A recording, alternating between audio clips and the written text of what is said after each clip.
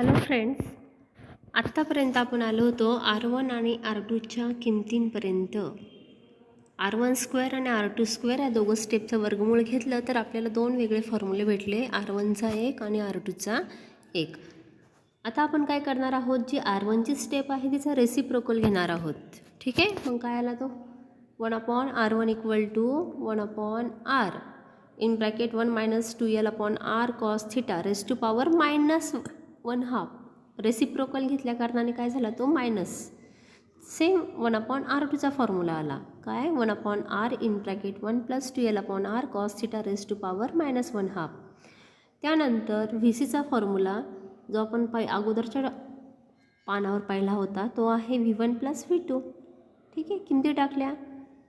किमती टाकत असताना Q/4πε0 कॉमन आहे, तर काय आलं मग VC = Q/4πε0 in bracket 1/R again bracket 1 - 2l cos theta/r raised to power -1/2 minus 1/R in bracket 1 + 2l cos theta/r raised to power -1/2. काय केलेलं आहे ह्या स्टेपमध्ये, फक्त V1 आणि V2ची किंमत टाकली आणि प्लस मायनसमध्ये काय आली ती प्लस मायनस मायनस साईन आलं. सो आता रेस्ट टू पॉवर -1/2 असल्या कारणाने आपल्याला बायनॉमियल एक्सपान्शन ह्या मॅथमॅटिक्स लॉचा वापर करावा लागेल. So using binomial expansion 1 + xn = 1 + nx where x is less than L and retaining the terms up to the first order of only, then we get binomial expansion या ठिकाणी वापरायचे वरच्या स्टेपला. ते वापरलं तर आपल्याला उत्तर काय भेटतं आहे, VC = Q/4πε0 हा तर कॉमन आहे into 1/R in bracket 1 + l/r cos theta minus 1 - l/r cos theta. बरोबर आहे. Q/4πε0 कॉमन, पुन्हा ब्रॅकेटमध्ये मग मायनस साईन वाटून दिलं तर 1 + l/r cos theta -1 आणि मायनस मायनस काय झाला तो प्लस l/r cos theta. ठीक आहे, +1 आणि -1 हे कॅन्सल झाले, राहिलं काय l/r cos of theta plus l/r cos of theta, म्हणजेच काय झाला तो 2 टाइम्स l/r cos theta. तर VCची टर्म काय आली, VC = 1/4πε0 into P cos theta. आता P म्हणजे काय असतो, Q × 2l, हे आपण अगोदर शिकलो आहे, बरोबर आहे. So P cos theta/r², P = Q × 2l हा फॉर्म्युला या ठिकाणी आपल्याला उपयोगात आला. So electric potential at C can also be expressed as VC = 1/4πε0 P·r·r³.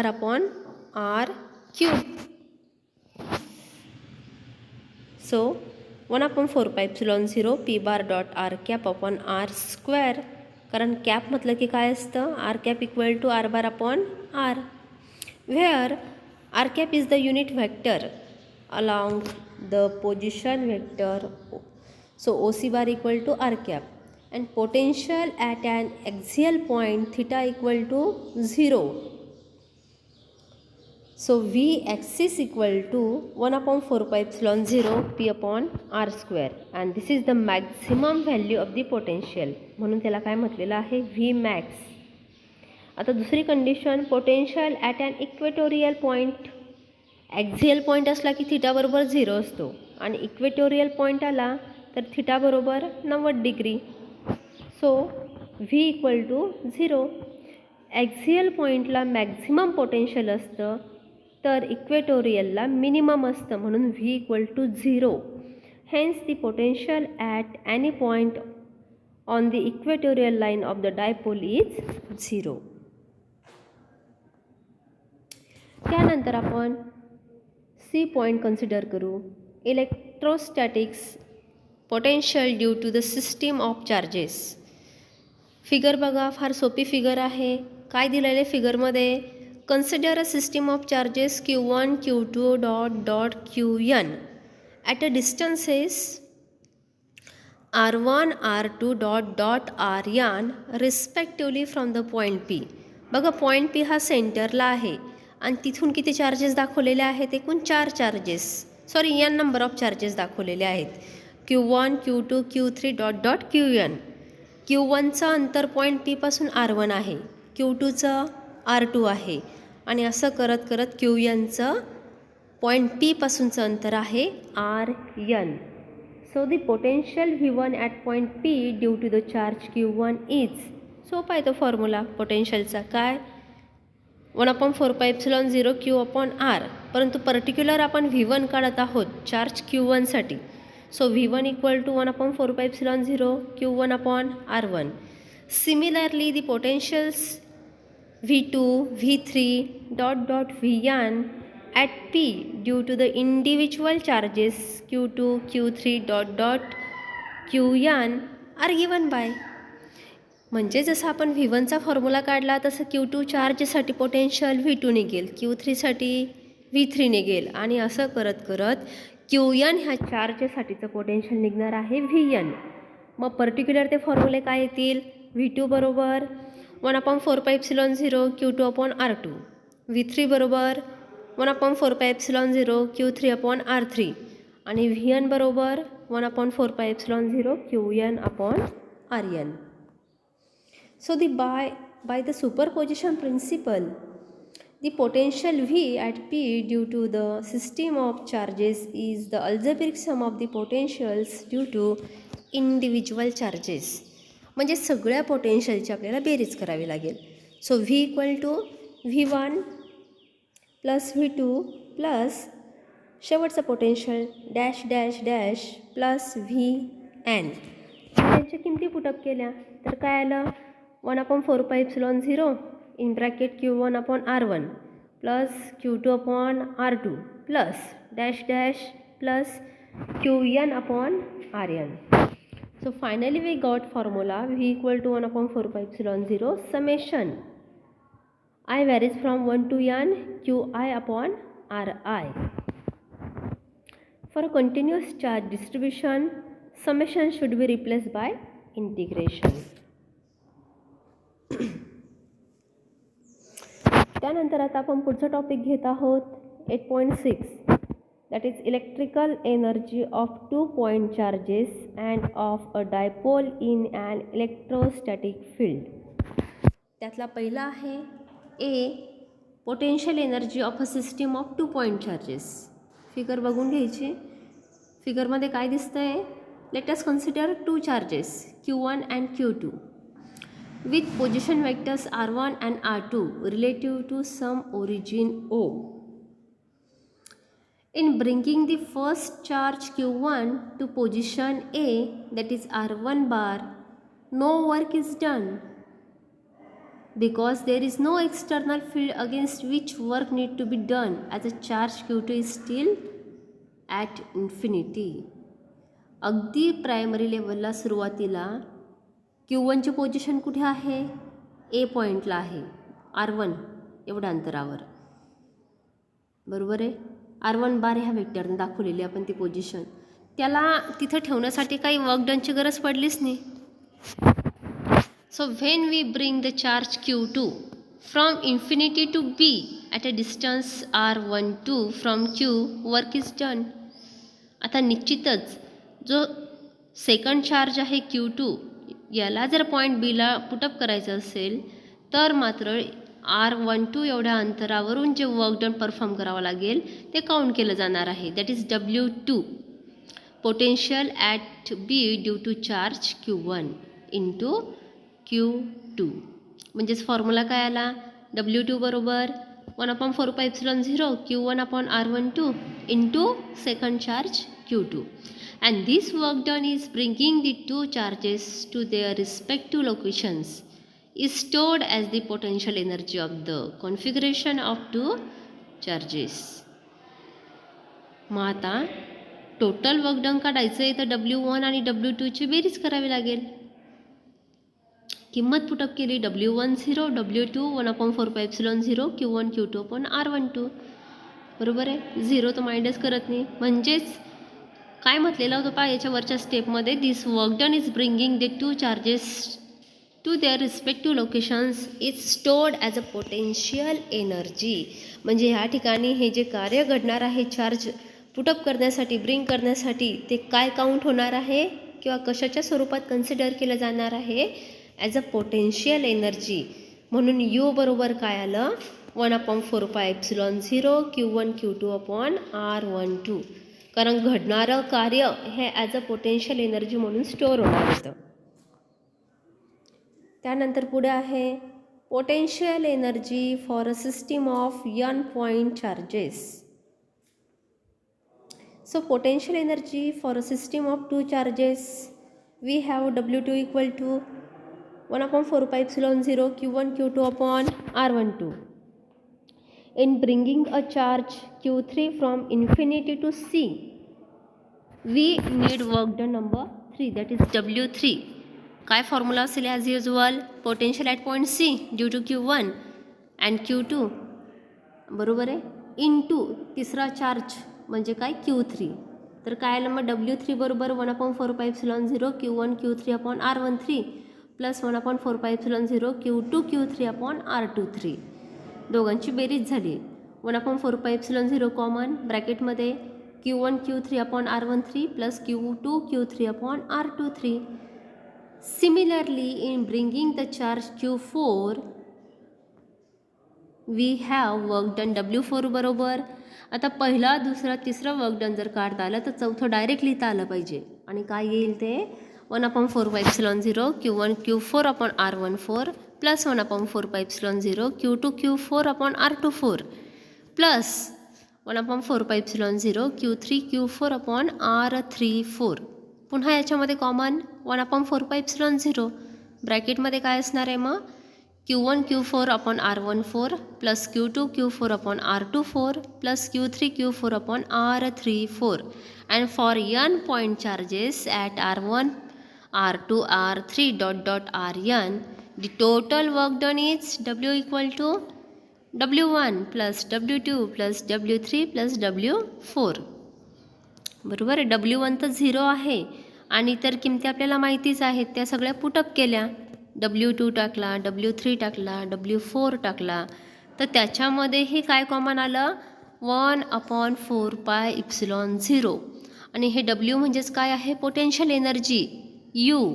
म्हणून काय लिहिलं, U equal to W equal to 1/4πε0 आणि ब्रॅकेटमध्ये असणार आहे Q1 Q2 upon R12 plus Q1 Q3 upon R13 plus Q2 Q3 upon R23 plus Q1 Q4 upon R14 plus Q2 Q4 upon R24 plus Q3 Q4 upon R34.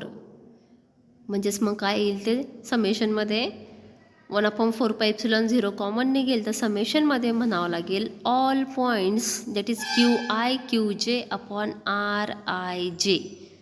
सगळेच point आले ना त्यामध्ये, म्हणून काय म्हटलं आहे ऑल पॉईंट्स आणि QI QJ upon RIJ. त्यानंतर पुढचा सब टॉपिक सी घेत आहोत, potential energy of a single charge in an external field. So if VR is the external potential at point P having position vector R bar, then by definition work done in bringing a unit positive charge from infinity to the point P is equal to V. पुन्हा सांगते, VR bar is the external potential. निश्चितच ते potential आहे, परंतु कसं external potential at any point P having position vector R bar. बरोबर आहे. मग डेफिनेशननुसार काय सांगू शकतो आपण, work done in bringing a unit positive charge from infinity to the point P is equal to V. जे वर्क डन घडणार आहे चार्जला पुटअप करण्यासाठी इन्फिनिटीपासून एखाद्या पॉईंट Pला, तर ते काय असणार आहे V. So work done in bringing a charge Q from infinity to the given point in the external field is W equal to Q into VR bar. And this work done is stored in the form of potential energy of the system of the charge Q. निश्चितच ते work done काय store होईल as a potential energy. So potential energy PE of the system of the single charge Q at R bar in an external field is given by PE equal to Q into V bracket R bar. त्यानंतर घेत आहोत आपण potential energy of the system of the two charges in an external field. Diagram बघायची system of 2 point चार्जेसची. The work done in bringing the charge Q1 from infinity to R1 in external field is electric field is. त्यासाठीचं work done काय आलं मग? आता same diagram आहे जसं आपण मागे पाहिलं तशा इथं की 2 चार्जेस घ्यायचे, एवढाच फरक आहे. सो पहिल्या ह्याच्यासाठीचं पहिलं जे वर्क डन आहे ते काउंट केलं आपण W1 आणि त्याचा फॉर्म्युला काय आला? मागच्या टॉपिकच्या अनुषंगाने W बरोबर QV असतो, तर W1 बरोबर Q1 into VR1 bar to bring the charge Q2 to R2. The work done not only against the external field E but also against the field due to Q1. मग त्या अनुषंगाने आपण W2 काढला तर काय आला तो Q2 into V in bracket R2 bar plus Q1 Q2 upon 4 pi epsilon 0 R12. Then the total work done in assembling the configuration W equal to W1 plus W2. किमती पुटअप केल्या तर काय आलं मग? W बरोबर Q1V in bracket R1 bar plus Q2V in bracket R2 bar plus Q1 Q2 upon 4 pi epsilon 0 R12. आणि आता याच्याशी संबंधित आपल्याला शेवटचा कन्सेप्ट घ्यायचा आहे potential energy of a dipole in an external field. Dipole तुम्हाला डायग्राममध्ये दिसत आहे, बरोबर आहे. फिगर व्यवस्थित पाहून घ्या. Couple acting on a dipole, सोपी फिगर आहे. इयत्ता 11वीमध्ये पण आपण ही फिगर शिकलो आहे. पहिले फिगरचं description. Consider the dipole with charge -Q and +Q separated by infinite distance 2L. फिगरमध्ये दिसते 2 चार्जेस आहेत +Q आणि -Q. दोघांमधलं अंतर किती आहे? 2 times L. Placed in an uniform electric field E bar. It experiences a torque tau bar which tends to rotate it. आणि टॉर्कचा formula काय असतो? P cross E. So we have tau bar equal to P bar cross E bar. Cross product आहे, त्याचं expansion काय येणार आहे? Tau equal to PE sine theta. Dot product असला तर मल्टिप्लिकेशनला कॉस येतो आणि क्रॉस प्रॉडक्ट असेल तर साइन येतो. म्हणून टो बारचं उत्तर काय आलं? टोचं उत्तर PE sine theta. So work done by the external torque W is equal to integration theta 0 to theta tau external theta d theta. ठीक आहे, किंमत पुटअप केली. PE साइन थिटा 2ची किंमत टाकली. PE कॉमन आहे, कॉन्स्टंट आहे, इंटिग्रेशनच्या बाहेर घेतला. साइन थिटाचं इंटिग्रेशन आलं -cos थिटा आणि त्याला लिमिट्स टाकले. थिटा 0 ही लोअर लिमिट आहे तर थिटा हे अप्पर लिमिट आहे. PE कॉन्स्टंट आहे तर फक्त आपण कंटिन्यू लिहत जायचं आहे. आता फक्त हा जो -cos ऑफ थिटा आहे याच्यामध्ये एकदा अप्पर लिमिट टाकायचं आणि मायनस करून पुन्हा लोअर लिमिट टाकायचं. म्हणजेच काय आली step? -cos theta minus in bracket -cos theta 0. Minus minus plus होऊन गेला. ठीक आहे, प्लसवाली टर्म जर आपण रिअरेंज केली, सुरुवातीला लिहिली तर आपल्याला उत्तर भेटणार आहे PE in bracket cos theta 0 -cos theta. So this work done is stored as a potential energy of the system in the position when the dipole makes an angle theta with the electric field. आता निश्चितच हे जे work done perform झालेलं आहे हे as usual काय store होणार आहे? As a potential energy. The zero potential energy can be chosen as per convenience and we can choose U theta 0 is equal to 0. आपल्याला ते सोपं जातं आहे म्हणून आपण ती किंमत 0 घेतो आहे. 0 पोटेन्शियलसाठी ती 0च येणार आहे. म्हणून U theta is equal to u theta minus u theta 0 is equal to P E cos theta 0 minus cos theta. If initially the dipole is perpendicular to the field E bar, that is theta 0 is equal to pi by 2, then we have u theta equal to PE in bracket theta 0 ची किंमत काय टाकायची पाय by 2, म्हणून cos of pi by 2 minus cos of theta. तर उत्तर काय आलं मायनस PE कॉस थिटा. आता कॉस ऑफ थिटा हे म्हणजे कोणतं product dot. So we have u theta equal to minus p bar dot e bar. If initially the dipole is parallel to the field E bar, then theta is equal to 0. So we have u theta equal to PE cos 0 minus cos theta. बघा पहिल्या कंडिशनला आपण थिटाची किंमत पाय by 2 consider केली आणि दुसऱ्या कंडिशनला काय घेत आहोत 0. तर फायनल स्टेपमध्ये उत्तर काय असेल u theta equal to PE in bracket 1 minus cos of theta. इथे 8.6 कंप्लीट झालेला आहे. पुढच्या टॉपिकला आपण नंतर सुरुवात करू. काही अडचण असेल तर तुम्ही मला विचारू शकता. थँक्यू.